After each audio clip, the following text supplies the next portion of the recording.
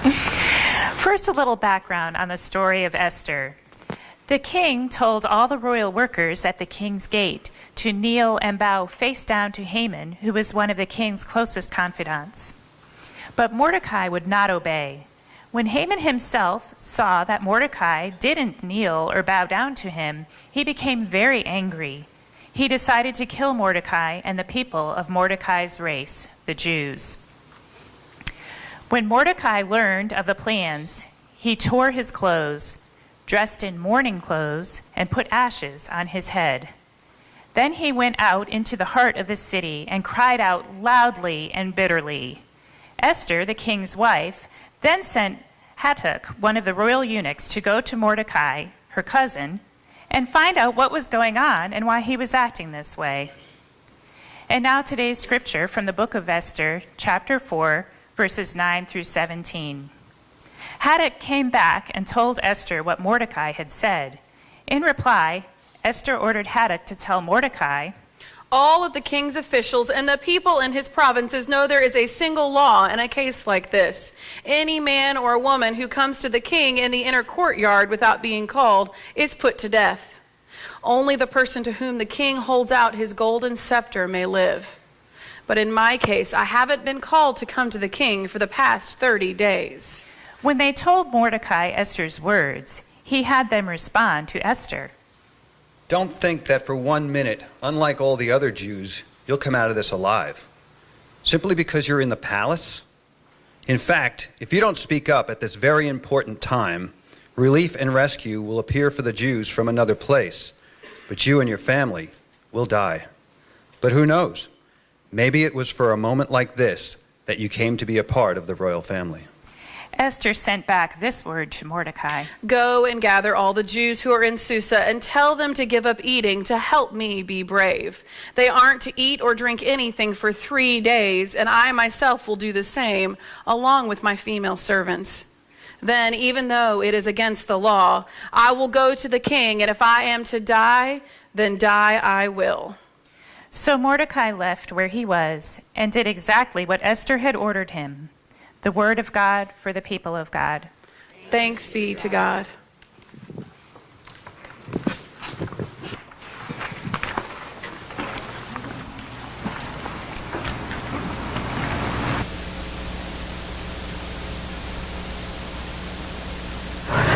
Well, this week we certainly learned about superheroes.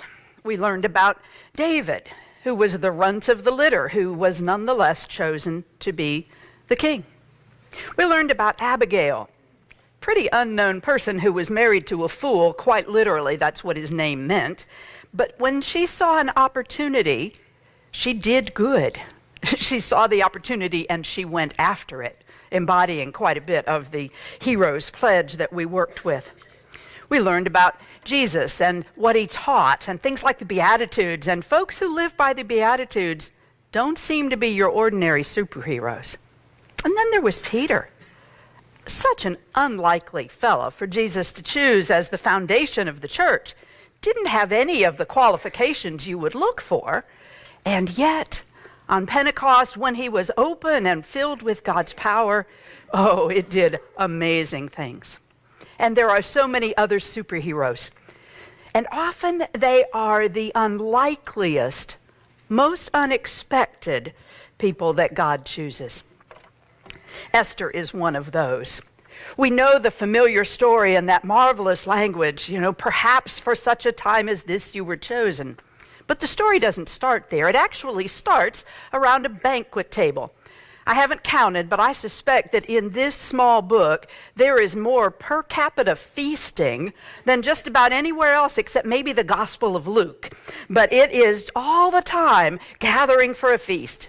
So the king with the unpronounceable Ahasuerus, the king, has a banquet, calls the important people that he wants to have gathered for the banquet, and they eat and they drink and they're bragging, I suppose, doing whatever is the appropriate behavior there. And then the king says, I have a really beautiful queen, and I would like to show her off. And so he summons Queen Vashti to put on her crown and come and be admired by his group. Well, we don't know why Queen Vashti did not respond positively to that summons. Now, she may have simply decided that being the only woman in the room of guys who'd been drinking too much was not a smart thing to do. There are those who study the nuances of the original language and who wonder, was she supposed to wear much else beside the crown? The language is, it can be interpreted in a number of ways, but for whatever reason, good sense perhaps, except that it is not good sense to say no when the king says, come here. And so he banishes her, just sends her away. And then, in his still not too great a judgment state, he realizes, if I let this go without sufficient punishment, who knows? There might be an uprising of just general disobedience and disrespect breaking out in every home as folks think they can do like the queen did. And so he sends out an edict so that in every home it declares that a man is the ruler in his own castle, or at least the lord of his own home. And that makes perfectly good sense to the king. Now, it does set up a pattern of overreaction, which we will see played out. Because now, while he has kept to his firm resolve, he does not have a queen. Does not have a queen. And this goes on for some time, and he finally decides, well, this is a fixable problem. We gather all of the young women of marriageable age. We put them into the 12-month preparatory process for the Miss Persia pageant, and they have 12 months of spa treatments. All kinds of oils and emollients are listed, and Esther, it says, even gets special food because she is the kind of person that the teacher of the class or the keeper of the harem just wants to take care of. So she gets all this wonderful treatment and good food. And then this is not like our contests where all of the contestants compete at the same time. These are individual auditions. And so at the time, the women, one at a time, go from the palace of the candidates, shall we say, and they go in the evening to audition with the king, and the next day they move over into the other palace for the harem. One at a time, one after another. This happens. It's finally Esther's turn. She apparently really impresses the king. He says, I've found my queen. He installs her as the queen, and she is in good shape now.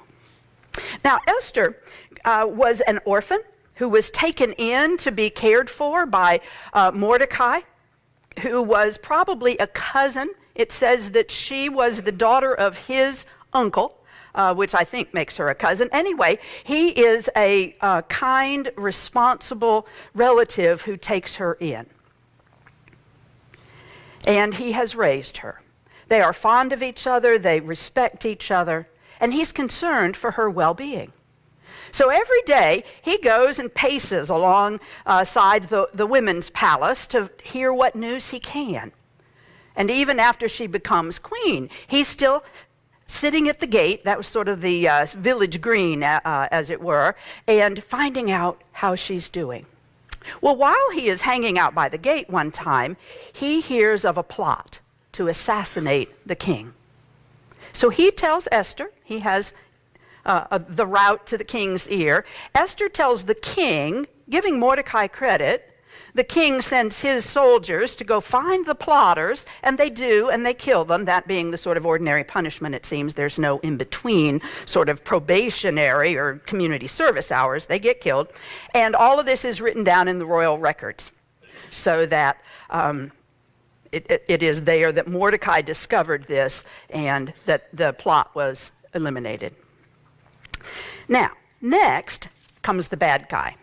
If this were a sort of soap opera or one of those westerns with the evil villain with the mustache, Haman is made to be the second in command. Now, we have no real idea why, but for whatever reason, the king, who seems to be driven as much by his own whims as good judgment, selects Haman to be the sort of prime minister.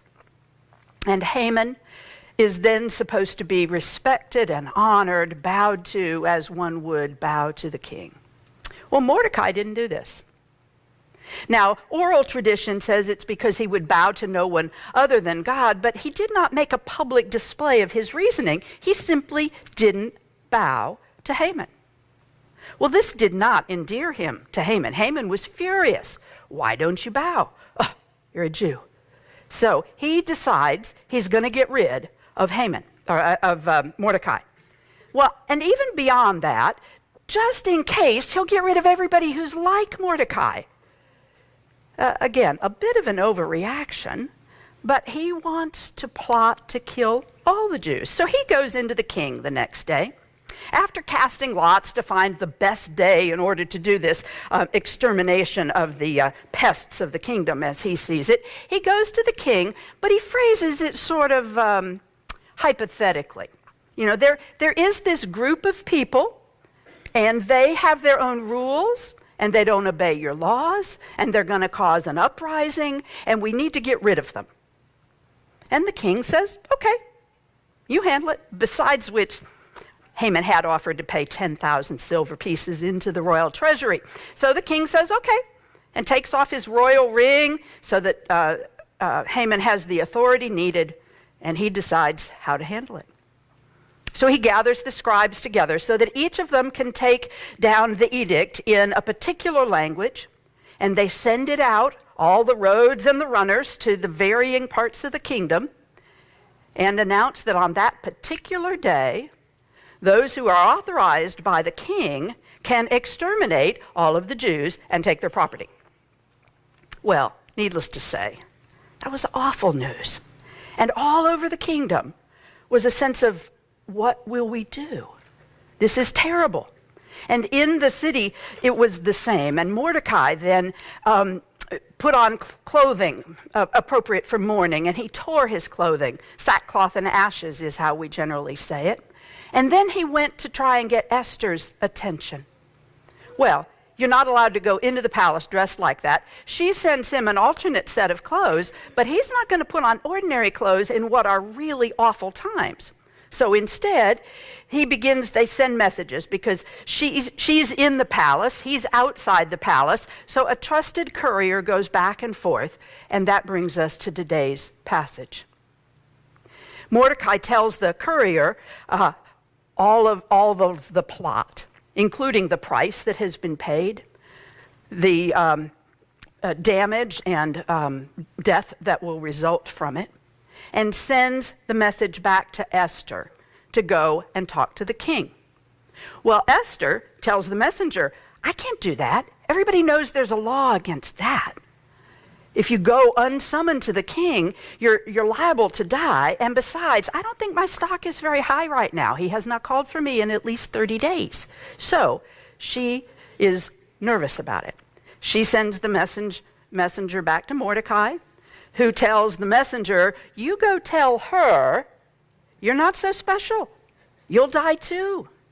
Now, God will provide some sort of rescue and relief, but you're going to be obliterated just like everybody else. And who knows but what you may have been made a part of the royal household for such a time as this. This might be your moment to make a difference for an untold number of people. Well, that gets Esther's attention. So she sends the message back to Mordecai, call a fast. It's kind of interesting. She doesn't mention prayer, but all of the good Jews, all of the folks familiar with the tradition would have said fasting and prayer go together. Like if I said, well, let us bow. I don't have to say let us bow in prayer. Folks just sort of fill in the dot themselves. Have a 3-day fast. And I and my servants will do the same, she says, and at the end of the 3 days, I will go to the king. And she does. She goes to the king. He is apparently delighted to see her, extends the royal scepter. She comes forward, and he says, what can I do for you?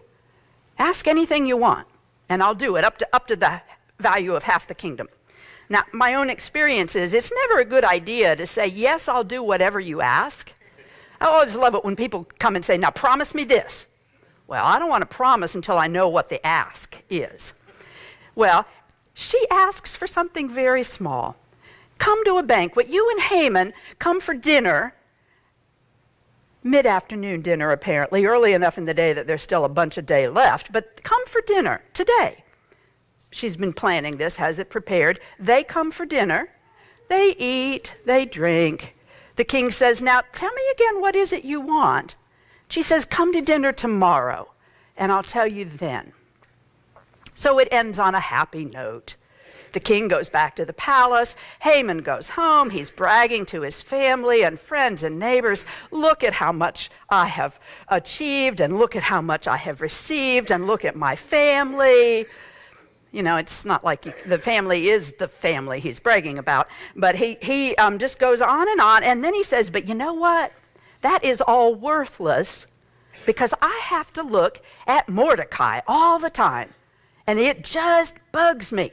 Okay, this is Beth's loose paraphrase, but he is very agitated and very angry at having to see Mordecai all the time. So his wife says, so do something about it. Build a gallows, build something you can, and then in the morning when you go to the king, get permission to kill him. Now, I will say that there's a sort of bloodthirstiness about this, but that was very much ordinary. And it's a story that is pictured in a very all or nothing thing. So he decides, I'll do that. And he goes and builds a 75-foot gallows out in front of his house. Now, again, we would say gallows and think of something that you would then hang from. You could have either been hung from it with a rope or perhaps hung from it by being stuck on it, neither of which are good options and result in the same end. So he goes to bed a happy guy. He's got a plan. He's got the tools. He's going to talk to the king in the morning.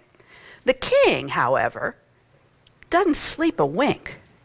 And apparently the antidote to the royal insomnia is to be read the royal records. They are probably as exciting as reading minutes of meetings of that sort of thing. And they pick up the part that has Mordecai's discovery of the plot. And the king wonders, so did we ever do anything nice for him? Did we appreciate him? Did we honor him? Did we make at least give him a party or something?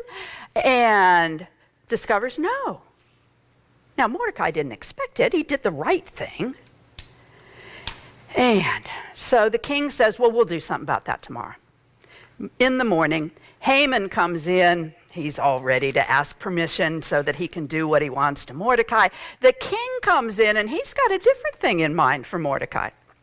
And so the king, again, speaking in generalities, says, so how do you think we should honor someone the king wants to appreciate and show respect for? How should we treat the one the king wants to honor? Well, Haman thinks there's no one else the king could be thinking of other than himself. And so he devises what he would want. It should be a royal robe, one that the king has worn. It should be a royal horse, one that the king himself has ridden. And a royal prince or a high-up authority in the kingdom should be the one to put the robe on and to lead the horse through the town and say, this is how we honor the one the king appreciates. The king says, oh, that is a great idea. Would you go do that for Mordecai? And he does. Now, needless to say, by the time the summons comes to the banquet later that day, he is not in a good mood. But they gather, they eat. The king says, now, what was it again you want me to do for you? And this time Esther tells him, I want you to save my life. I want you to save the lives of my people.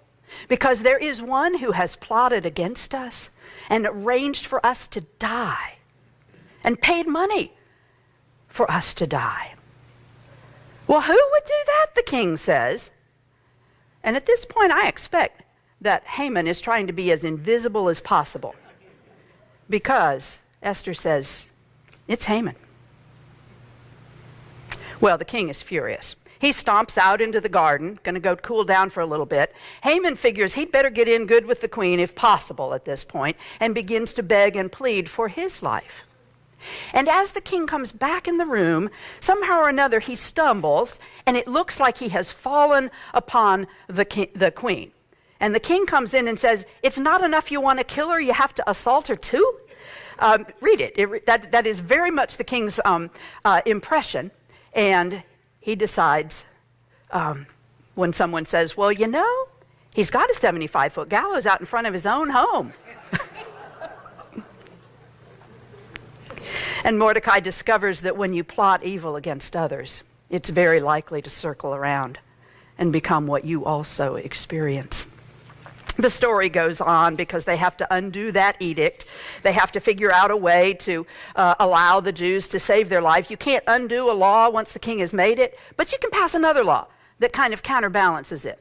And so there is authorization to defend themselves against those who will go after them. And the story ends with much killing and the survival of the Jewish people. The story is told often as a way to say why a particular Jewish festival of Purim became a festival. But it stays a story with us of God's providence and of God acting through ordinary people. There was a lot of argument about whether this should have made the Bible at all because it never talks about God. And yet, the hand of God is sort of stage managing, and it's one of those where you look back at the timing of things, of Esther becoming the queen, the king having a sleepless night, the royal records being opened to that page, Mordecai having been in the right place to eliminate the plot. All of those come together so that Esther is in the right spot to do something that will benefit untold numbers. It's an invitation to us as well. For what ordinary things are we prepared to make a difference? Mission camp this week, as Carrie mentioned, was a new opportunity. And the oldest of the ones who were just finishing 4th and 5th grade, every day had the opportunity to learn about a way they could make a practical, tangible difference. They went and played bingo over at Quality Healthcare to build some relationships and to just bridge those generational gaps. They went to the Greenway and learned about the reclamation of that property and learned about invasive plants, learned to identify some, dug some up, I think. And then they went and sorted food at Barnabas. Were reminded of hunger and the ways in which we help that. And then they went and experienced our parks. Thanks to Cheryl Wood, they had glasses that allowed them to discover how hard it is if you can't see well, and a wheelchair that they could take turns discovering what your limits are. And they went to a park that was built before that was generally a part of preparation. And then they went to some of the parks, Pirates Park, I think, that is accessible.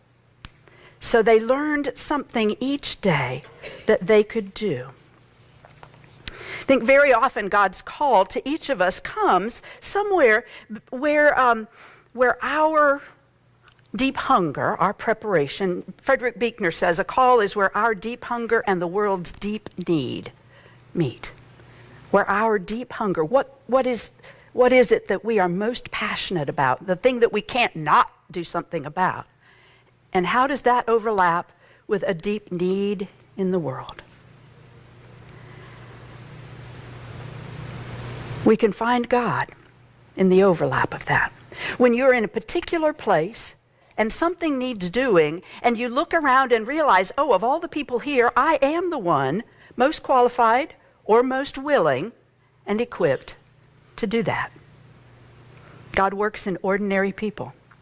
When the extraordinary time of opportunity comes, and God gives the gifts that we were talking about this week, heart and courage and wisdom and hope and the power to make a difference. Amen. Amen.